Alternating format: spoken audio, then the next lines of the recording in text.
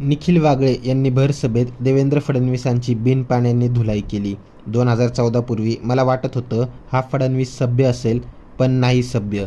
हा फडणवीस गोरा दिसला, गडगुटीत असला तरी सभ्य नाही. मला असं वाटतं. मी पुन्हा सांगतो, देवेंद्र फडणवीस एक नंबरचा खोटारडा माणूस आहे. मी एक गावात गेलो, तिथल्या बायका तडातडा शिव्या घालत होत्या फडणवीसला. कसला अभ्यास करतोय, इतका ढ आहे का, अभ्यास बंद कर, कर्जमाफी कर आमची. तिकडं केंद्रात मोदी सरकारला आज 12 वर्ष पूर्ण झाली. त्यांनी देशाचे 12 वाजवले. त्यामुळे भाजपपेक्षा काँग्रेस बरी होती अशी चर्चा देशात सुरू आहे.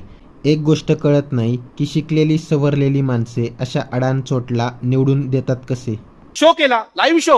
मला काही कल्पना नाही, बायका तडातडा बोलतायत, शिव्या घालतायत ते फडणवीसला. मला फोन येत आहे, काय चालवलंय तुम्ही ब्रेक मध्ये, थांबवा थांबवा थांबवा. आणि आज महाराष्ट्रातल्या प्रमुख वृत्तपत्रामध्ये आणि टेलिव्हिजन चॅनलमध्ये फडणवीसांच्या फोनवर काम होतात. तुम्हाला सांगतो, ही सेन्सॉरशिप नाही तर काय. काँग्रेसच्या काळात सुद्धा दबाव येत होता, पण त्यांनी कधी आमच्या नोकऱ्यांना हात नाही लावले. मला देवेंद्र फडणवीसाबद्दल एक थोडासा सॉफ्ट कॉर्नर पूर्वी होता. मला वाटत होता हा माणूस निदान सभ्य तरी असेल, पण नाही सभ्य. माणूस गोरा दिसला, गुटगुटीत असला म्हणून सभ्य आहे असं गृहीत धरता येत नाही. पण खोटं बोलण्याची हौस असलेला, छंद असलेला पंतप्रधान मी काय पाहिलेलं नाही. छंदच आहे ना, रोज उठून गावागावात जाऊन शेतकरी नाराज शिव्या घालतात. लोक शिव्या रेकॉर्ड करून ऐकवले नाही ना. पण त्यांनी जे केलंय, तुम्ही जर संविधानाचा असा गळा घोटणार असाल तर तुमच्यापेक्षा काँग्रेस बरी असं म्हणायची पाळी येईल.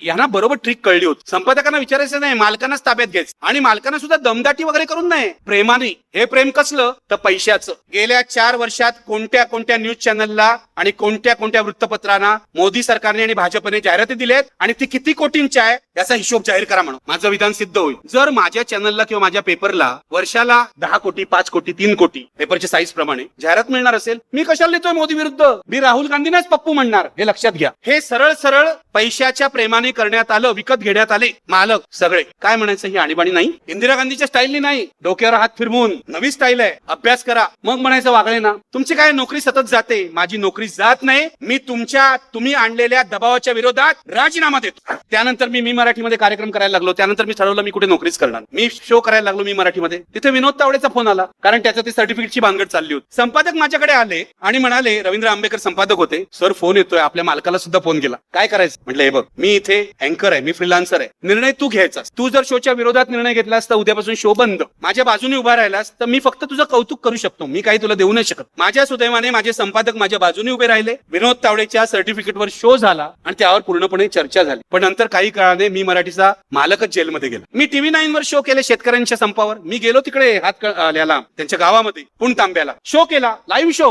मला काही कल्पना नाही, बायका तडातडा बोलतायत, शिव्या घालतात ते फडणवीसला. मला कल्पनाच नव्हती. मी रात्री 7 वाजता पोहोचलो, 9 वाजता माझा शो. मी माईक लावले आणि म्हटलं, बसा आता आपण ओपनली बोलायचं. आता लाईव्ह शो होता, मी काय थांबू शकत नाही. मला फोन येत आहे, काय चालवलंय तुम्ही ब्रेक मध्ये, थांबवा थांबवा थांबवा. त्या बायका म्हणतात, कसला अभ्यास करतोय, इतका ढ आहे का. ग्रामीण भागातली माणसं ना खरं बोलतात आणि त्यांच्या त्या ग्रामीण बोलीमध्ये बोलतात. लय अभ्यास झालाय म्हणाले, आता कर्जमाफी कर आमची. हे लाईव्ह शो मध्ये झालं. मी रात्री गेलो, मी शिर्डीला जाऊन राहिलो. सकाळी 6 वाजता आम्हाला माझ्या रिपोर्टरचा फोन, सर संप मागे. म्हटलं कधी झालं, कारण आम्ही रात्री 11 पर्यंत त्या गावात होतो. नाही, या गावातल्या लोकांना असं बोलवलं होतं आणि रात्री चर्चा झाली. अख्ख्या महाराष्ट्राच्या इतिहासामध्ये आणि माझ्या पत्रकारितेच्या इतिहासामध्ये रात्री 1 आणि 3 वाजता चर्चा केलेली मी कधी बघितलेली नाही. मुख्यमंत्र्यांनी, यांचं भूमिगत सरकार आहे बहुत. रात्री चर्चा झाली आणि रात्री चर्चा झाली, ठीक आहे, सर्वसाधारण माणसं काय करेल, राजकारणी काय करेल. सकाळी 9 वाजता पत्रकार परिषद घेऊ. यांनी पहाटे 4 वाजता पत्रकार परिषद घेतली. मला धक्का बसलाय सगळं. मी म्हटलं, काय कोणी काही आवाज नाही केला. नाही, एक माणसाने आवाज केला म्हणाला. त्यावेळेला माझी अजित नवलेंची फारशी ओळख नव्हती. नवलेनी आवाज केला, त्यांनी विरोध केला. मी नवलेला फोन लावला, म्हटलं काय झालं नवले. त्यांनी सगळं मला रामायण सांगितलं. म्हटलं हे बोगस आहे. काय शेतकऱ्यांची काय प्रतिक्रिया. मला म्हणाल शेतकरी चिडले आहेत. मला म्हणाल तुम्ही नाशिकच्या मार्केट यार्ड मध्ये जा, तिथे शेतकरी खूप जमलेत, 500, 600, 700. मी चॅनलला फोन केला. रात्रीचा शो खूपच हिट झाल्यामुळे चॅनलवाले एकदम असे उत्साहात होते, त्यांना माहित नाही पुढे काय होईल.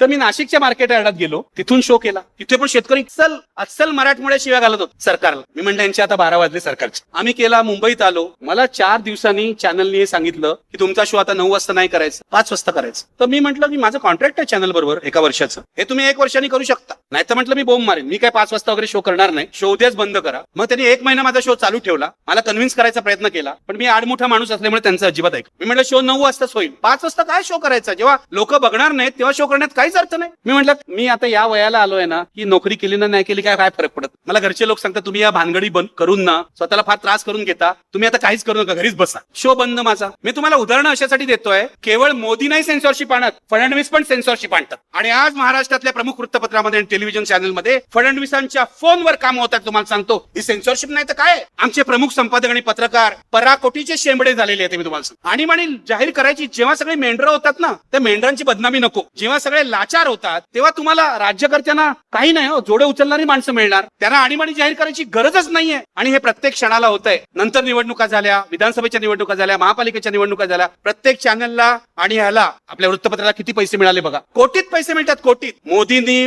दिल्लीमध्ये आपल्या पत्रकारांचा गट जमवलाय. फडणवीसांनी हे त्यांचे क्लोनच आहेत. त्यांनी हात वर केला, हे हात वर करतात. फडणवीसांनी वर्षावर पत्रकारांचा गट बनवलाय. त्याच्या आधारे ते मीडिया मॅनिप्युलेशन करतात, पूर्णपणे मीडिया मॅनिप्युलेशन करतात. ही आणीबाणी नाहीये माझ्या मते, ही अघोषित आणीबाणी आहे. माझे एकदा रामगोवांशी वाद झाला. मी एक लेख लिहिला पुण्यप्रसून वाजपेयीला काढल्यावर, कशी अनडिक्लेअर इमर्जन्सी आहे. ते म्हणाले अजून इमर्जन्सी आली नाहीये, आपल्याला जेलमध्ये टाकलेलं नाही. मी म्हटलं आपल्याला टाकायला पाहिजे का जेलमध्ये, एवढंच आता शिल्लक राहिलेली आहे. आणि उद्या जर मला त्यांनी जेलमध्ये टाकलं तर हा पत्रकार म्हणून नाही टाकणार. मी तुम्हाला सांगतो काय म्हणून, अर्बन नक्सल म्हणून टाकतील. प्रत्येक आपला विरोधक हा नक्षलवादीच आहे. यांनी नक्षलवादही वाचलेलं नाही, यांनी गोळवळकर पण वाचलेलं नाही. मुद्दा असा आहे, एवढ्यावर सगळं सांगत नाही, थांबत नाहीये. काँग्रेसच्या काळात सुद्धा दबाव येत होता, पण मी काँग्रेसचा टीकाकार आहे, पण मी काँग्रेसला एका बाबतीत मार्क देईन. त्यांनी कधी आमच्या नोकऱ्यांना हात नाही लावला. त्यांनी दबाव आणला, एक दोनदा फोन केले, नाही म्हणत आहे म्हटल्यावर म्हणाले घरी या, चहा प्या, जेवायला या वगैरे. काँग्रेसवाल्यांची पद्धत वेगळी आहे. शरद पवार किंवा काँग्रेसवाले नेहमी चहाला बोलवतात किंवा जेवायला बोलवतात. शरद पवारांनी बारामतीत जेवायला बोलवलं की मी खूप सावध होतो.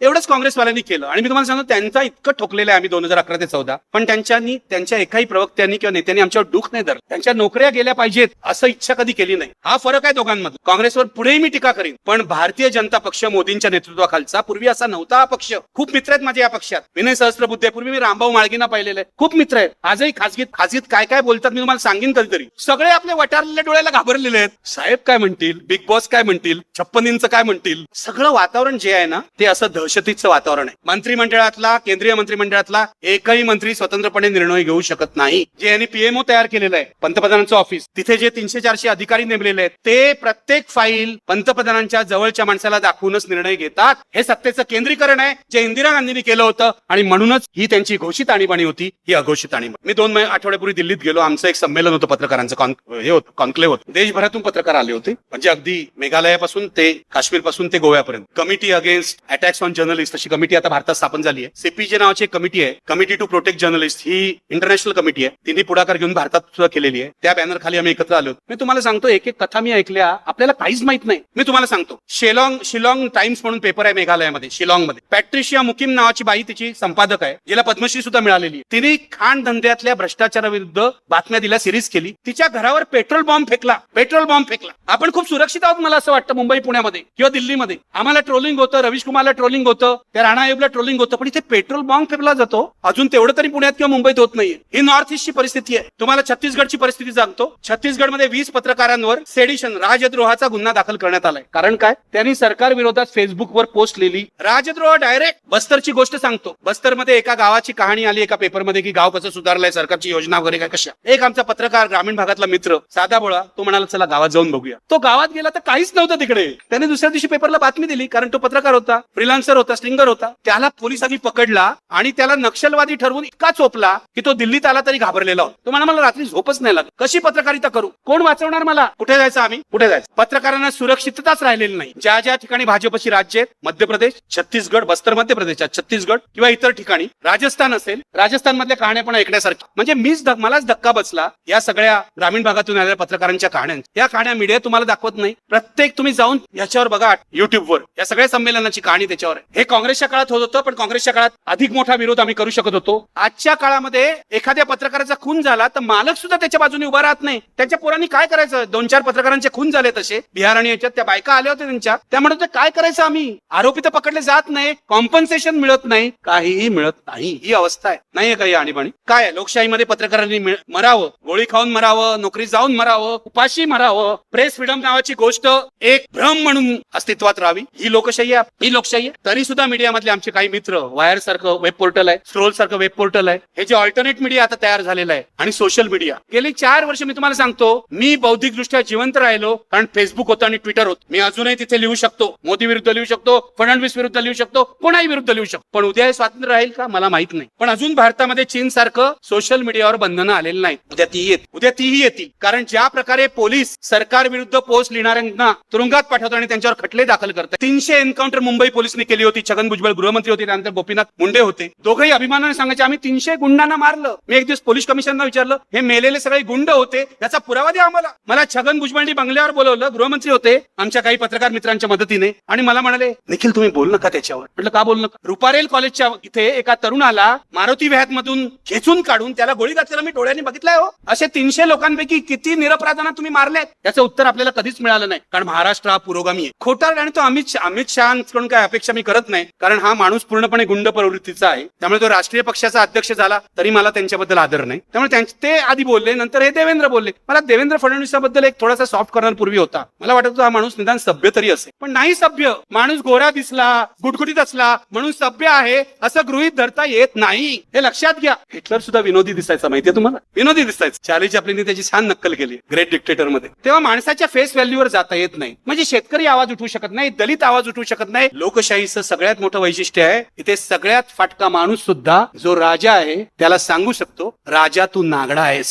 आमच्या आजच्या पंतप्रधानांनी तुम्ही नागडे आहात हे म्हणण्याचा आमचा लोकशाही अधिकार हिरावून घेतलेला. हे जगाच्या म्हणजे मी न्यूयॉर्क टाइम्सने एक लेख केला, ट्रम्प किती खोटं बोलतात. त्यांनी काहीतरी 2.2 वगैरे असं एक रोज 2.2 खोटं बोलतात असं त्यांनी ते आकडे काढले. अमेरिकन लोक हुशार आहेत. तर मी बघितलं आमचे मोदी किती खोटं बोलतात. अजून ट्रम्पवर त्यांनी मात केलेली नाही, पण लवकरच करतील अशी शक्यता आहे. रोज काहीतरी थापा मारतात. फेक न्यूजचे जनकही हेच आहेत आणि फेक न्यूजचे उद्धारकर्तेही हेच आहेत. रोज खोटं बोलतात आमचे पंतप्रधान. नेहरूंपासून मनमोहन सिंग पर्यंत म्हणजे आश्वासनं पाळली नसतील, चुकीचे निर्णय घेतले असतील, चुकले असतील, दुबळे ठरले असतील कसोटीच्या वेळी, पण खोटं बोलण्याची हौस असलेला, छंद असलेला पंतप्रधान मी काय पाहिलेलं नाही. छंदच आहे ना. रोज उठून सकाळी उठून रामरक्षा म्हणतात ना काय बरेच लोक, मी नाही म्हणत, रामरक्षा म्हणतात, तसंही रोज उठून आज खोटं काय बोलायचं हे ठरवत. काय प्रतिष्ठा राहिली त्या पंतप्रधानाच्या पदाची. माणसं अस्वस्थ आहेत. मी फिरतो, गावागावात फिरतो. मला चॅनल सोडावं लागल्यापासून माझा फायदाच झाला. मी थेट गावागावात जाऊन बोंबलतो. तेव्हा आमने याच्यामधून आजचा सवाल मधून बोंबलायचो. आता गावागावात जाऊन शेतकरी नाराज, शिव्या घालतात लोक. शिव्या रेकॉर्ड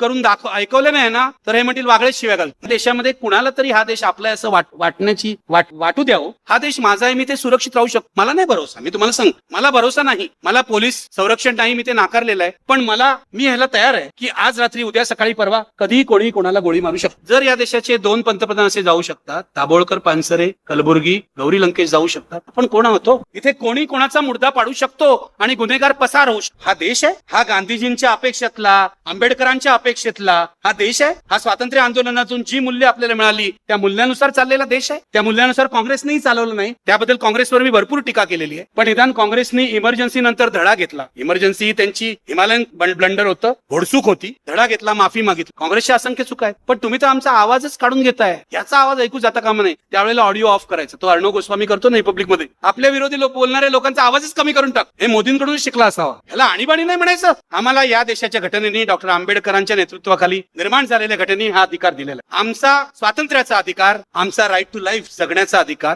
शाबूत राहायला पाहिजे. हुकुमशहाच्या आदेशानुसार हा बहुपेडी देश चालू शकत नाही. जेव्हा या देशामध्ये आणखी एक फाळणी व्हायची नसेल, या देशाचे आणखीन काही तुकडे पडायचे नसतील, तर या देशाला सर्वाधिक गरज आहे आंबेडकरांच्या संविधानाची, लोकशाहीची. माझी विनंती आहे कळकळीची या लोकांना, राज्यकर्त्यांना, तुम्ही या सत्तेमध्ये, मला काही भाजप सत्तेत आलं, पण त्यांनी जे केलंय, तुम्ही जर संविधानाचा असा गळा घोटणार असाल तर तुमच्यापेक्षा काँग्रेस बरी असं म्हणायची पाळी येईल. तुम्ही न जाहीर करता इंदिरा गांधींनी एक ऑफिशियली ठराव पास करून, कायदा करून आणीबाणी आणली. हे कसलाच कायदा करत नाहीत. फक्त सांगतात हा नक्षलवादी आहे, हा देशद्रोही. मी तर ठरवलेलं आहे, मी गावागावात बोंब मारून फिरेन या अघोषित आणीबाणी. या सगळ्या पत्रकार म्हणून माझं ते काम आहे. मी मराठीत लिहितो, मी दिल्लीमध्ये, इंग्लिशमध्ये, हिंदीमध्ये लिहितो, मी व्हिडिओज बनवतो. प्रत्येक ठिकाणी हे सांगीन की माझा देश घुसमटला आहे, माझ्या देशाला श्वास घेता येत नाहीये. माझी कळकळीची शेवटी तुम्हाला विनंती आहे की हे आव्हान अघोषित आणीबाणीचं स्वीकारायचं असेल तर आपल्या सगळ्यांना एकत्र व्हायला, आणि ते भाजप विरुद्ध एकत्र व्हा असं मी सांगणार नाही. मी या नव्या अघोषित हुकुमशाही विरुद्ध एकत्र व्हा असं आव्हान. भारतीय जनता पक्षाने राहिलं पाहिजे राजकारणामध्ये आणि लोकशाही चौकटीत काम केलं पाहिजे, जरी तो मला न पटणाऱ्या